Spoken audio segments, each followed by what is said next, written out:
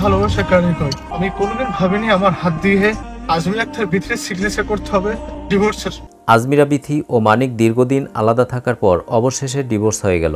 সংসার জীবনের সমাপ্তি ঘটল আজমিরা বিথি ও মানিকের। গতকাল আনুষ্ঠানিকভাবে ডিভোর্স দিয়ে মানিক তার ফেসবুকে ভিডিও ও কিছু পোস্টের মাধ্যমে সবাইকে জানিয়ে দিলেন।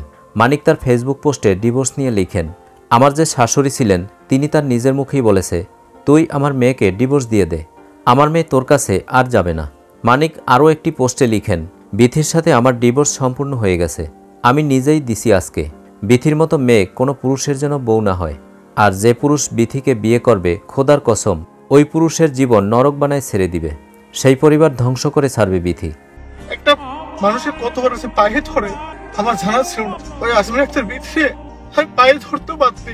আমি ভিক্ষে এসেছিলাম, তোমার সন্তানের মা, চলে ভিক্ষে আমার সন্তানের মা হয়ে থাক না, কথা শোনেনি। আমি এক হওয়ার জন্য খুব চেষ্টা করেছি, আমরা একবারও ডাকিনি, সে বাড়ি গাই একসঙ্গে থাকি, আপনারা তো জানেন না। দর্শক, কেমন লাগলো নতুন আপডেট পেয়ে অবশ্যই কমেন্ট করে জানিয়ে দিন। আর ভিডিওটি যদি ভালো লাগে তাহলে আমাদের চ্যানেলটি সাবস্ক্রাইব করে আমাদের পাশে থাকুন। ধন্যবাদ।